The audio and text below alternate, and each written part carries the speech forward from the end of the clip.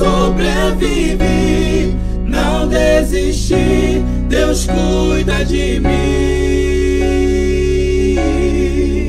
Ele cuida da tua casa, cuida da família, cuida do trabalho, Ele cuida da tua vida, cuida do ministério, cuida da saúde, cuida dessa igreja, Ele cuida de ti. Adore que Ele cuida, exalte que Ele cuida, glorifique que Ele cuida, louve a Ele que Ele cuida. Receba força, receba alegria, receba equilíbrio, unção de ousadia.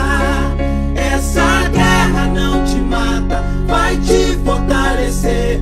É nesse deserto que Deus vai prover. Se prepare, vem novidade chegando pra você.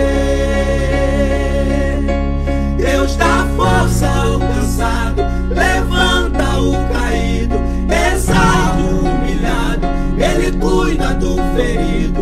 Enquanto você adora Ele aqui, Ele cuida de tudo pra você. Então adore que Ele cuida, exalte que Ele cuida, glorifique que Ele cuida, louve a Ele que Ele cuida. Se alguém perguntar como que você venceu, você vai dizer assim: sobrevivi adorando, sobrevivi confiando, sobrevivi, não desisti.